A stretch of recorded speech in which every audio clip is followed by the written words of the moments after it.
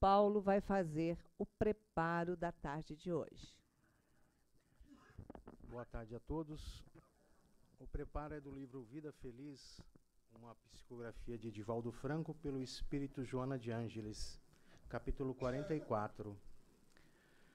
Ama-te mais. Certamente, não nos referimos ao sentimento egoísta, ambicioso, envenenador. Amar-se é respeitar-se, proporcionando-se as conquistas superiores da vida, os anseios elevados do coração. Intenta estabelecer um pequeno programa de amor para ti e executa-o. Mantém acesa a luz do entusiasmo em tuas realizações e, sabendo-te fadado à grande luz, deixa que brilhem as tuas aspirações nobres. Escolhe a melhor parte em tudo e supera aquelas nefastas que prejudicam e envilecem. Muito oportuna esta mensagem de Joana pelo momento em que passamos momentos graves no mundo.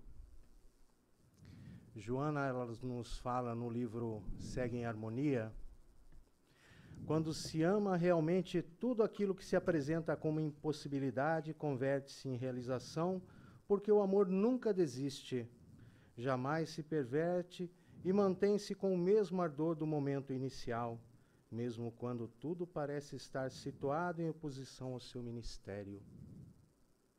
É importante que nós possamos, a todo momento, olhar com otimismo todas as situações.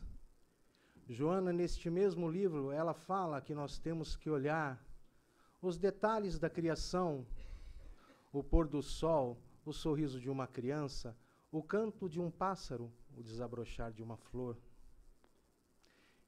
Em sua meditação, ela nos diz que amar é o grande desafio. É o exercício que nós temos que fazer a todo momento. É fácil? Não é. Mas se nós não começarmos a exercitar, ficará difícil conseguirmos. É importante que nos unamos aos espíritos amigos que nos rodeiam. Existe uma falange enorme de trabalhadores de Jesus sob o orbe terrestre, nos ajudando a transpor esse momento de transição planetária. Qual é o papel que nós estamos exercendo como cristãos? É isso que nós devemos nos perguntar. Muita paz.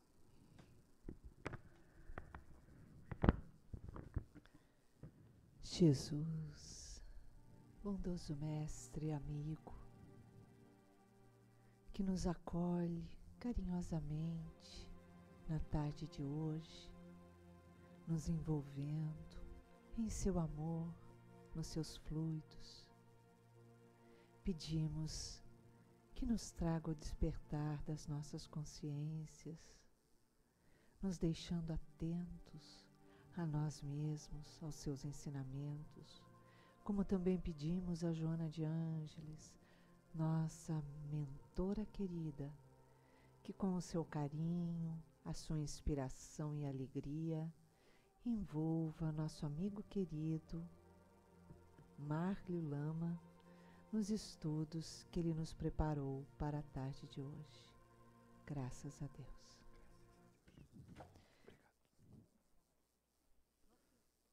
Boa tarde a todos. Que a paz do Senhor Jesus possa estar sempre presente em nossos corações e que Ele possa nos amparar. E a Iraci vai dar mais um recadinho. No final da palestra, nós pedimos que permaneçam nos seus lugares, que nós vamos dar o aviso do dia de funcionamento da casa nas próximas 2 semanas, que são referentes à Olimpíada. O tratamento espiritual, curso, o dia que funciona e que não funciona, tá? Que assim a gente leva fresquinho na memória. Obrigada, Márcia. Nada que isso. Importante porque está complicado. Bem complicadinho o trânsito na cidade. É um prazer estar aqui na casa de Joana de Ângeles. Um local agradável. Gosto muito de vir aqui. Gosto muito do carinho com que eu sou recebido. Sempre gosto de agradecer essa atenção. Eu queria começar a nossa conversa de hoje, nossa reflexão de hoje, contando uma fábula, uma lenda, que quem conta essa lenda é o Espírito Emmanuel, no prefácio do livro Libertação, de André Luiz em Espírito, que fala de uma lenda egípcia antiga, do peixinho vermelho. Talvez alguns conheçam essa história. Que havia um lago, um poço, numa determinada propriedade, em que ali estavam vários peixes, peixes de um certo porte, que viviam ali, sem nada para fazer, tranquilos, apenas se alimentando e engordando. E havia um pequeno peixinho, um peixinho vermelho, que não conseguia quase se alimentar, porque os grandes sempre devoravam a comida que tinha. Ele chegava e nada, pegava o restinho de nada, só os grandes que se alimentavam, e cada vez mais gordos, maiores. Tinham eleito lá um peixe-rei, gordão, pesadão, como sendo o líder do grupo, e o peixinho ali, tentando sobreviver daqui e dali, e nada. E naquele poço tinha uma grade, um escoadouro, uma grade muito fininha, muito apertadinha. E o peixinho, como ele não conseguia se alimentar, ele resolveu ver o que tinha do outro lado da grade. Era bem apertadinha mesmo. Mas ele era pequenininho, magrinho, vivia de dieta. Tá? Coitadinho. Então ele se espremeu, deixou ali umas 2 ou 3 escamas, mas ele conseguiu sair pela grade. E aí ele entra num córrego e ele começa a ver um mundo novo, diferente. Aquele córrego chega num rio grande, caudaloso, peixes de outras formas, animais bonitos, o céu, a luz, ele começa a ver vegetação, coisa que ele não conhecia naquele poço. Aquele rio chega no mar, ele conhece os grandes peixes. Tem até um acidente com uma baleia que, quando abre a boca, engole o peixinho. Mas ela tem lá um espasmo e devolve o peixinho e volta. Então, tem perigo por aqui. Tá? E ele continua naquele mar até que ele chega num castelo. Um castelo onde ele é maravilhosamente recebido. E ali outros peixes, todos gentis, generosos, todos o recebendo muito bem. E ele fica ali muito bem, ele fica ali feliz. E aí ele se lembra dos amigos, lá daquele poço. Ele falou, tem que contar para esses caras. Não é possível, esse mundo todo e aquele pessoal naquele pocinho ali não sabe o que tem. Eles não conhecem o mundo. E ele então começa uma viagem de volta. Uma viagem difícil, porque ele já vem contra a corrente. Mas ele vem com uma vontade de comunicar aos seus companheiros do poço que seria necessário o que tinha no mundo, que eles não conheciam, eles só viviam naquele mundinho muito pequeno. Ele volta, se espreme na grade, porque ele estava acostumado a pouca alimentação, então ele não engordou, ele era só mais ágil, mas ele consegue passar pela grade, e vai lá e começa a contar para os peixes. E quem acreditava no peixinho? Que é isso? O mundo é isso aqui, não existe outra vida, não existe outra coisa. Isso aqui é o mundo.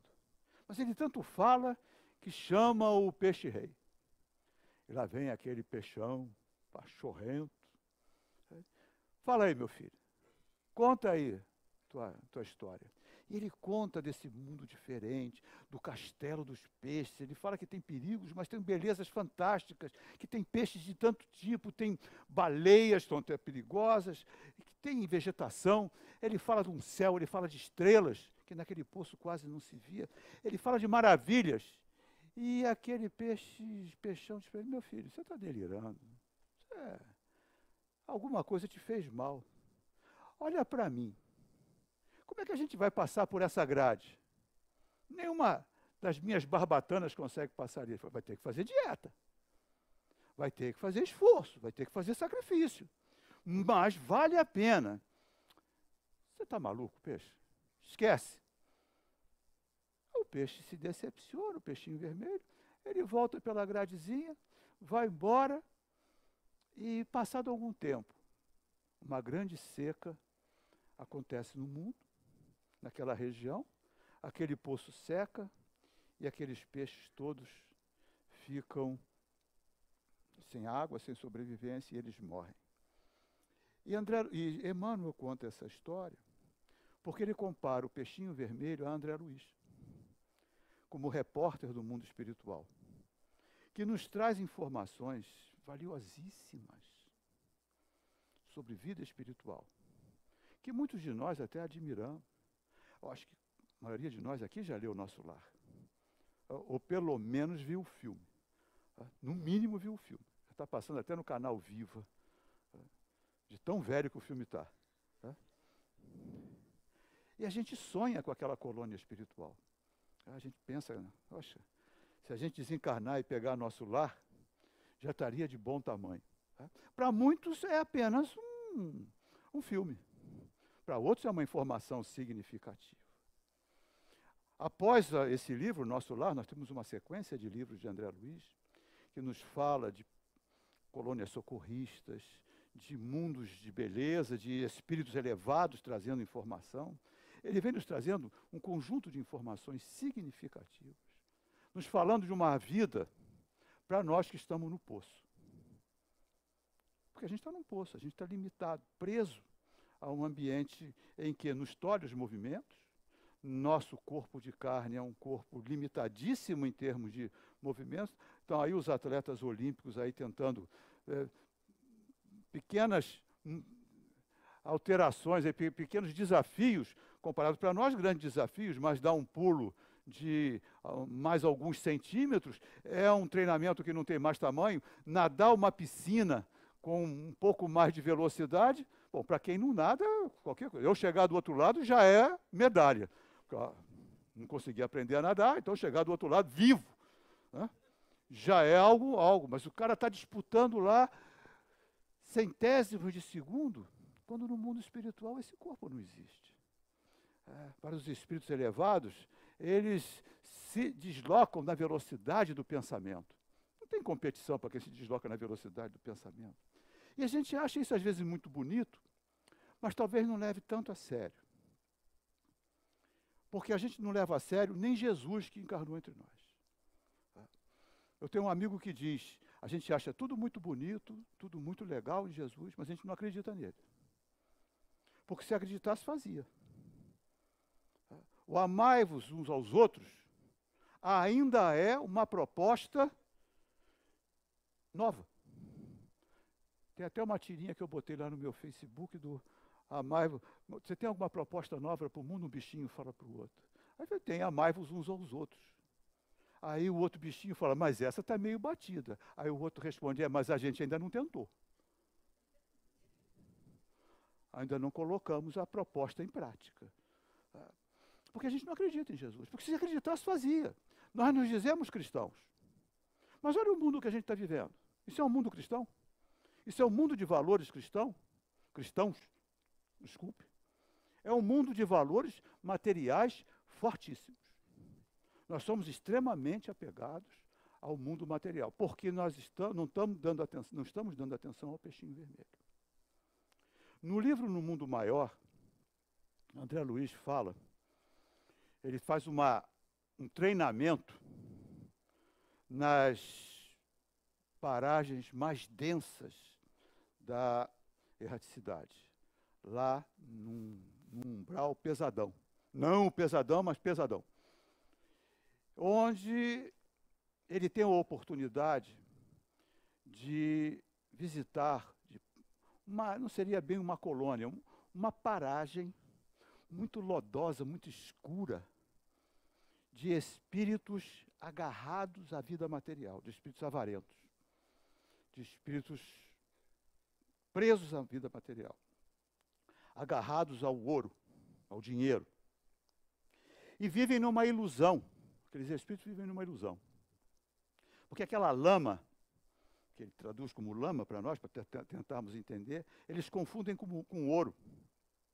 Então eles vivem brigando entre si, tentando agarrar aquela lama como se fosse ouro, e que escorre pelos dedos, e eles são todos muito endurecidos.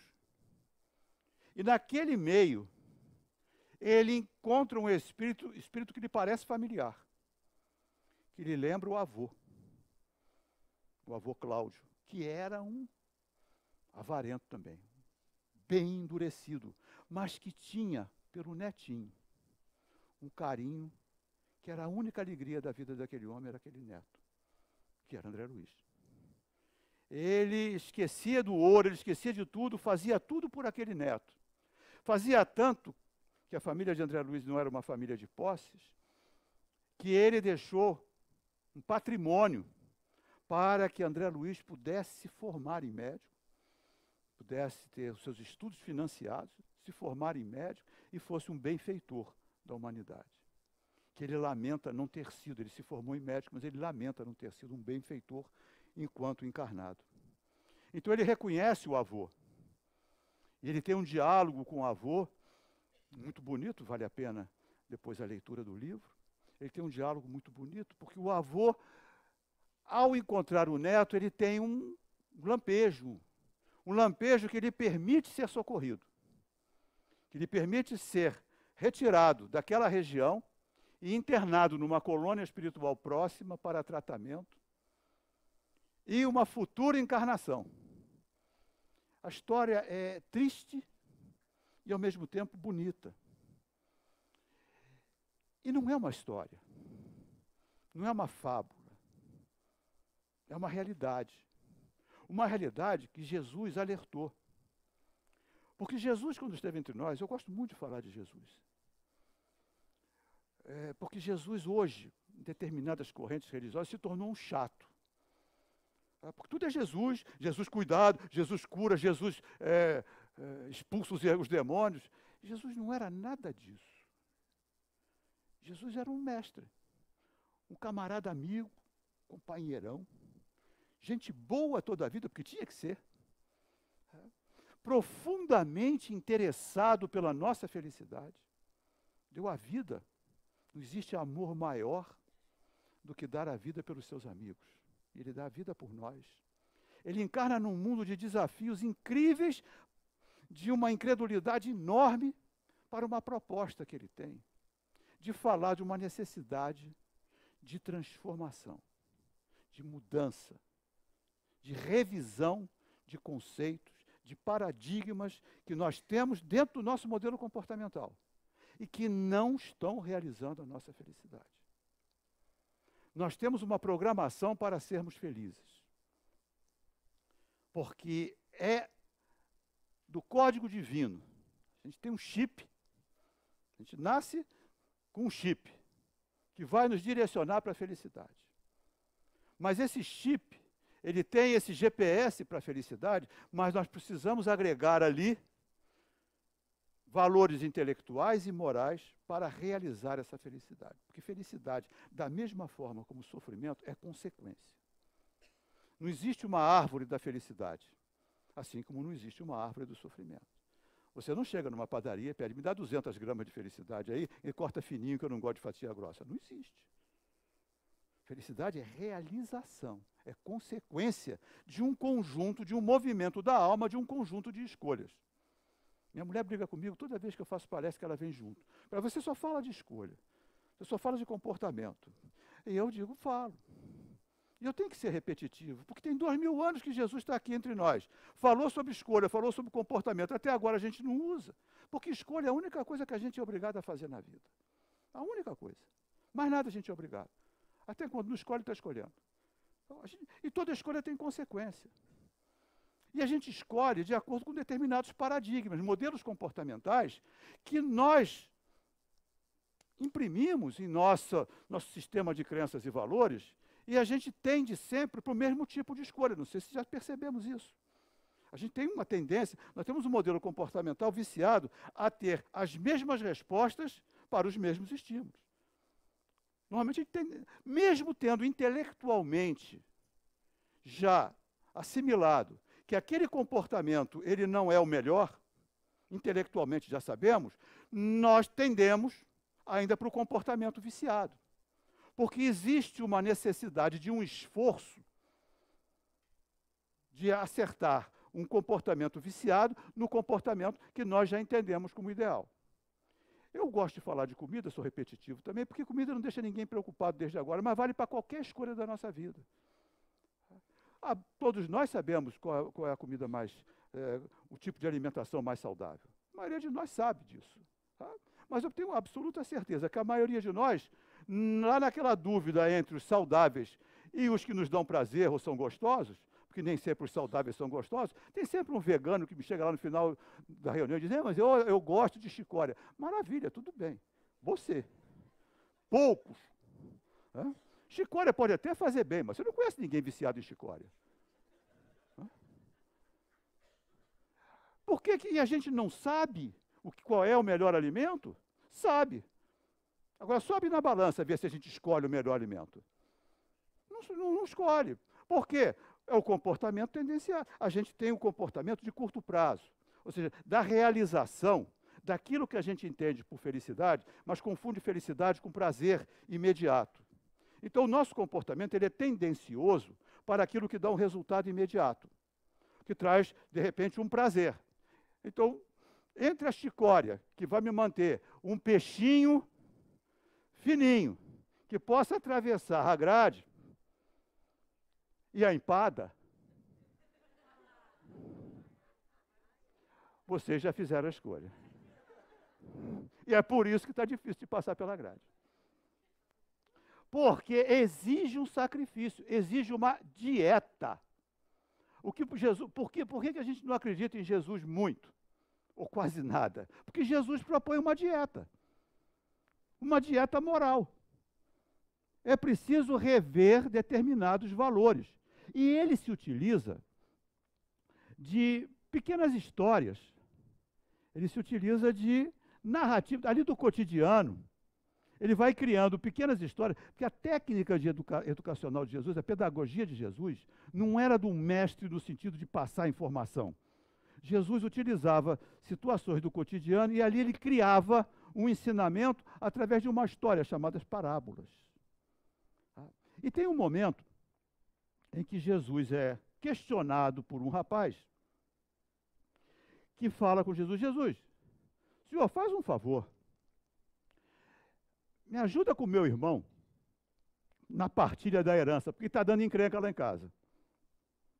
Aí Jesus olha para ele, meu filho, quem foi que me nomeou partilhador de herança? Toma cuidado, meu filho, com esse apego que você tem aos bens materiais. E ele conta uma história para aqueles que o seguiam. Ele fala de um homem muito rico. Muito rico. E esse homem teve uma colheita fabulosa.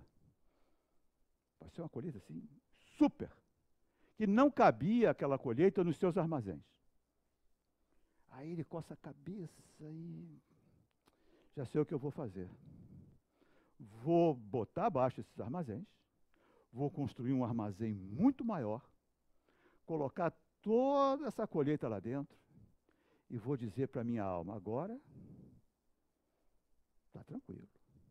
Agora você tem, come, bebe, regala-te, porque você agora está tranquilo. Aí Jesus fala, insensato é esse homem. Hoje mesmo sua alma será chamada. E essa é um alerta, porque a tua vida, ele ainda fala assim, a tua vida não depende dos bens que você possui. A tua vida material. Nossa ótica, a grande maioria nossa, claro, de repente eu estou numa plateia de espíritos elevadíssimos, testando a paciência e a caridade para com o pobre expositor. Mas se vocês forem terráqueos como eu, na nossa espíritos terráqueos, no nosso modelo comportamental, a nossa ótica, o nosso foco, a nossa gestão. Jesus fala de gestão. Foco e gestão. Basicamente, se quiser usar uma linguagem corporativa, é isso aí. Foco e gestão. Jesus fala de foco e gestão. Nosso foco é no resultado imediato. Ou dentro do nosso horizonte. Qual é o nosso horizonte de um espírito encarnado? Basicamente, a vida material. Então a gente foca em produzir bens que nos deem conforto, a confusão de felicidade com facilidade. É óbvio que o dinheiro traz felicidade, traz facilidade, desculpe. Tá? Mas dinheiro não realiza tantas felicidades assim. Tá? Diz um amigo meu, tá, dinheiro não compra felicidade, mas compra bolo. Tá? Porque você nunca viu ninguém infeliz comendo bolo, já viu? Está comendo bolo, está sorrindo. Tá? De qualquer maneira, mesmo no enterro. Né? E esse bolo tá bom, depois vai lá chorar. Mas na hora do bolo, tá legal. Mas tudo bem. Não compra felicidade, mas compra bolo. Mas bolo não realiza a felicidade, apenas dá prazer. E a gente confunde prazer com felicidade. Realização de curto prazo das nossas metas como felicidade. E para a gente atingir facilidades, é preciso dinheiro. Porque dinheiro é fundamental para que a gente tenha facilidade. No mundo material não há como você ter facilidade sem ter dinheiro. Então o foco, o dinheiro, ele é muito importante. Bens materiais é muito importante, pelo conforto. Hoje eu estava passando por algumas casas lotéricas, as filas estão grandes. E tão grandes porque o prêmio está acumulado, da Mega Sena. Absoluta certeza que todo aquele pessoal que está ali quer ganhar aquele dinheiro para se tornar um benfeitor da humanidade ali, né? Com quase toda certeza. Ou será igual ao homem lá dos celeiros? Acho que está em 27 milhões, que não é desprezível. Não sei para vocês, continuo, né? Mas 27 bilhões de reais não é desprezível. Dá para não fazer mais nada. Minha alma, agora come, bebe e regala-te, porque você está agora não tem mais o que fazer. Insensato és, porque essa noite mesmo você poderá ter a tua alma. Então, esse é o nosso foco. Nosso foco é de curto prazo. E a nossa gestão é de curto prazo. Por quê? Porque dinheiro traz bens. Dinheiro compra bens materiais que nos traz a vida confortável. Só que no mundo espiritual, porque a gente é espírito temporariamente num corpo de carne, nós nos esquecemos disso, porque a gente morre. Não sei se vocês sabiam disso, insisto em informar, essa vida é por um tempo. Tem uma hora que a gente morre. E esse é o nosso complicador, porque a gente sabe que morre. Nós somos o único animal que sabe que morre. Nenhum outro animal tem essa consciência, até onde a gente saiba. Nós temos a consciência da morte, que é absolutamente incômoda. Tá? Eu sou espírita, não tenho medo da morte, mas não estou com nenhuma pressa. A gente vai ao médico, faz exame, toma remédio, faz exercício, faz dieta quando precisa, porque esse troço de morte é complicado. Deixa isso para lá. E às vezes a gente não tem problema com a nossa morte, mas tem com a daqueles que nos cercam, das nossas pessoas queridas. E a gente nem gosta de falar nisso. Por isso que não vem muita gente para a casa espírita. Vocês só falam de morte, de espírito. Ué, é a nossa realidade. A gente morre. E na vida espiritual, também existe moeda. Também tem moeda. Esquece o tal do bônus hora de André Luiz, que aquilo é apenas uma figura de imagem. E qual é a moeda na vida espiritual? Virtude. É a moeda que garante boas acomodações e vida espiritual tranquila, é virtude. Virtudes que se conquistam utilizando no mundo material a moeda, gerindo bens que gerem benefícios. É tudo uma questão de gestão. É tudo uma questão de foco. Atividade fim, atividade meio. Muitas vezes a gente nem sabe que a atividade fim, que a gente pensa que é, não é, ela é meio. Vou dar um exemplo muito comum no mundo de hoje, sem que eu esteja pensando em qualquer pessoa.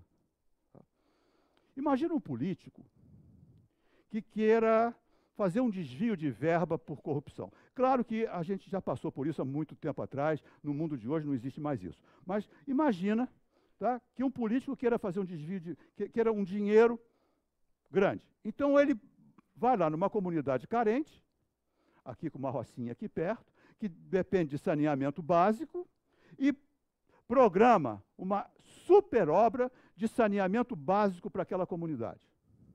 Mas a intenção é superfaturar e ter um dinheiro lá para ele. Então, a obra não é atividade fim. A obra é atividade meio. A atividade fim é o dinheiro que ele vai desviar. Agora, imagina um outro político que tenha realmente visto a necessidade daquela comunidade de ter aquela obra. Então, ele faz aquela obra dentro dos padrões de honestidade e ética que deveria gerir o administrador público. O benefício para a comunidade é o mesmo, mas a intenção é diferente. A atividade fim foi a obra, benefício da comunidade. O outro também gerou um benefício, mas a comunidade foi apenas meio para ele, dali, tirar um benefício pessoal. Então é importante que a gente pense. É bom falar dos outros, porque falar dos outros é fácil. Aí começa a puxar para nós. Que a gente pense. No nosso foco, na nossa gestão, as nossas metas, nós estamos considerando que somos espíritos imortais e que colhemos o resultado da nossa gestão, não só no mundo material, mas principalmente com as intenções no mundo espiritual. Nós estamos como meta crescer como espíritos, porque a característica da matéria é talvez, e Jesus falava isso, por causa dos ricos. Tem uma outra passagem interessante que também está lá no mesmo capítulo, não se pode servir a Deus e a Mamon, e ele lembra isso. Mamon é o deus do dinheiro no mundo material, e ele fala, olha, você não consegue servir a dois senhores. Ou você pensa como espírito imortal, ou você pensa como um ser preso à matéria. Não dá para servir a dois senhores. E aproxima-se dele, em um determinado momento, um jovem muito rico, e fala com Jesus, o que eu preciso ganhar para fazer para atingir a vida eterna? Ou seja, ele estava tocado pela mensagem. Jesus falava de vida eterna. O que eu preciso fazer? Aí ele fala, olha, meu filho, segue a lei. Segue a lei, segue os mandamentos. Aí o jovem falou, mas eu faço isso desde criança. Falta alguma coisa? Ele devia ter ficado calado.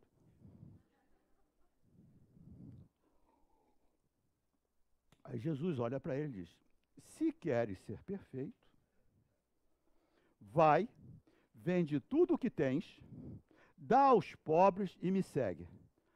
Coitado do rapaz. O rapaz virou para... Agora o senhor pegou pesado, porque isso eu não vou fazer não.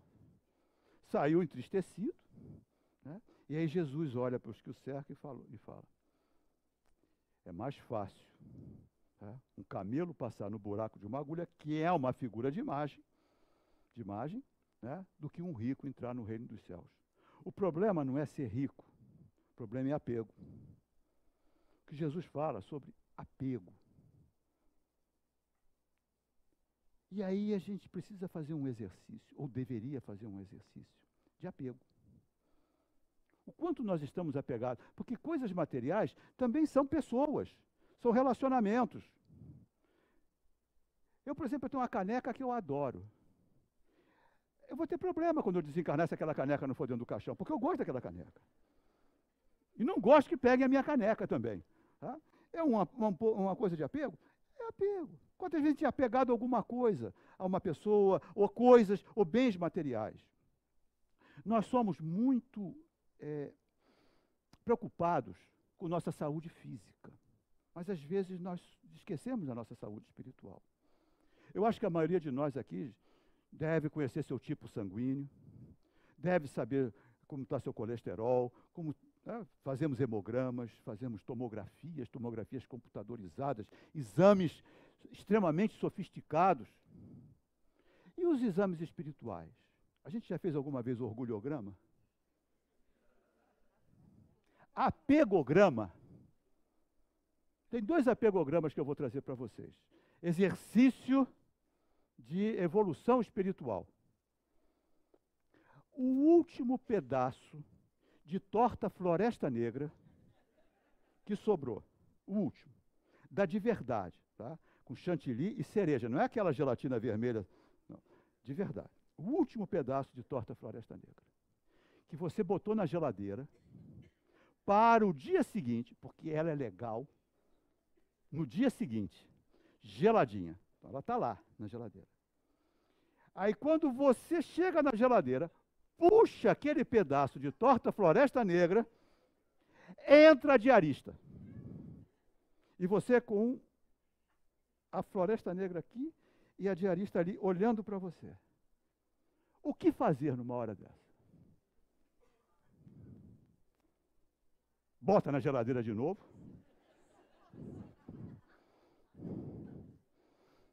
Come na frente dela, dizendo que você não sabe o que está perdendo. Crueldade. Hã? Divide, dá. Gente, aí cada um vai decidir. Cada um vai decidir. É um exercício de apego. Um outro exercício, o bazar do centro. Temos bazar? Temos brechó?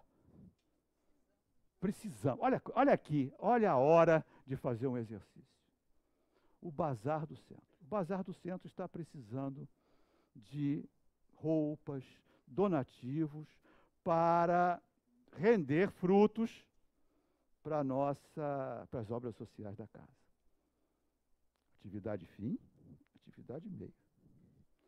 Aí a gente sai daqui tocado. Poxa, até que esse cara falou uns negocinhos, de repente. Aí abre a porta do armário. Qual é a roupa que a gente vai tirar?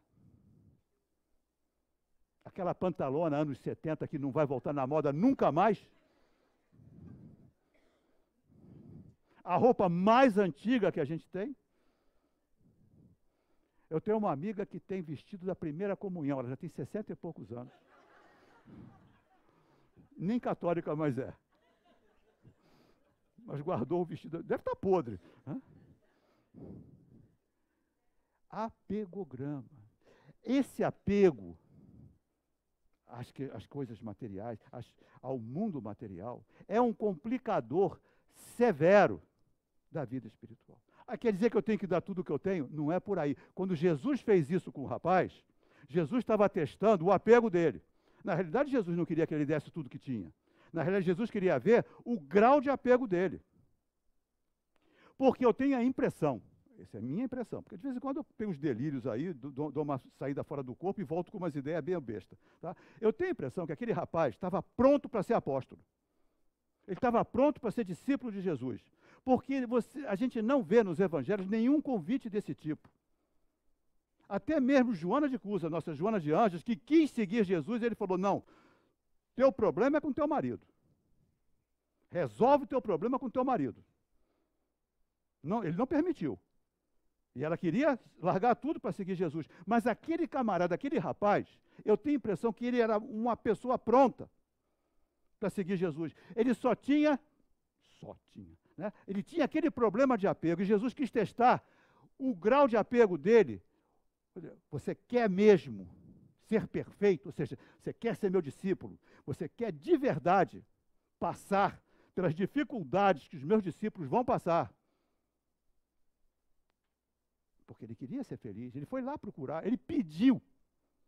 Ele cutucou a onça pelo rabo. Ele pediu. E Jesus falou, tem uma condição. Que foi a condição para todos os outros. Quando ele passava, ele vem, me segue. Mateus, que era coletor de impostos, levantou e foi embora, seguiu. Pedro, pescador, eles levantaram e foram, vem cá. Eles atenderam o chamado. Aquele rapaz, eu tenho a impressão que ele também ele tinha um compromisso. Mas ele era muito rico. Ele geria os bens a seu benefício. O problema não é ter bens materiais. O problema é de gestão. Porque bens materiais são fundamentais, são importantes. Mas precisam ser geridos para gerar riquezas e distribuir essas riquezas, gerar bem-estar. Então, quando a gente vê um empresário, desses empresários que são responsáveis por milhares de empregos, muitos milhares de empregos, diretos e mais outras dezenas de milhares de empregos indiretos, gerindo, buscando criar riquezas. A gente vê uma pessoa voltar, não sei, não estou dentro da cabeça dessas pessoas para julgar, mas a gente vê gestão. Então ele gera empregos, ele desenvolve determinadas áreas do país ou de regiões. E a gente vê outros ou outras pessoas, e um exemplo delas é o tio Patinhas. Tio Patinhas, estou falando do Walt Disney, tá? Tio Patinhas, tá? Que tem ali na Caixa Forte. Agora, eu estou preocupadíssimo quando o tio Patinhas desencarnar. Porque ele vai dar trabalho. A mesa mediúnica vai ser difícil convencer tio Patinhas a sair daquela bendita Caixa Forte. Porque ele é apegado. A fortuna do tio Patinhas não serve para nada. Só para o seu deleite, aquela mergulha na piscina. Não sei se ainda existe revista do tio Patinhas. Talvez eu esteja tendo que atualizar as minhas histórias. Mas o tio Patinhas fica lá na Caixa Forte, mergulhando nas moedas, no ouro que ele tem. Então ele não gera riqueza. O tio Patinhas é um avarento. E a tua vida não depende dos bens que tu possuis. A tua vida depende da gestão dos bens que tu possuis. Porque a gente não possui nada. Na realidade, nós somos gestores.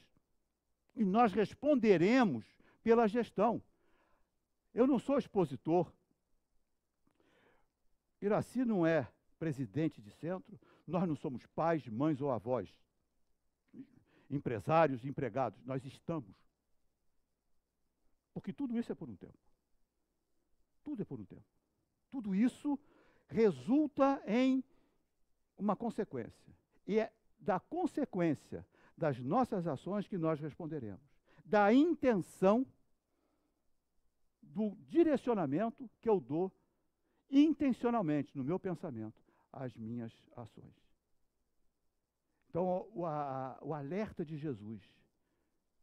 O mundo material tem muito chamamento. Ele falou isso para Marta e Maria. Quando Marta vai reclamar de Jesus que Maria não estava ajudando. Marta, Marta, o mundo tem muito apelos. O mundo tem muito chamamento. O mundo tem muitas coisas que desviam a atenção. Mas Maria está dando a atenção à melhor parte. Por quê? Maria estava se instruindo. Mas Marta estava preocupada com as questões materiais. Seguidamente, Jesus fala sobre isso. Eu espero que em algum dia, em algum momento de nossas vidas, nós comecemos a parar para pensar em levar Jesus a sério. Porque Ele garante a felicidade para aqueles que assim o fizerem. E que Ele possa nos abençoar, tá? Nesse esforço que a gente está fazendo. Porque senão não estaria aqui de aperfeiçoamento da nossa gestão. Muito obrigado pela atenção. Paz a todos.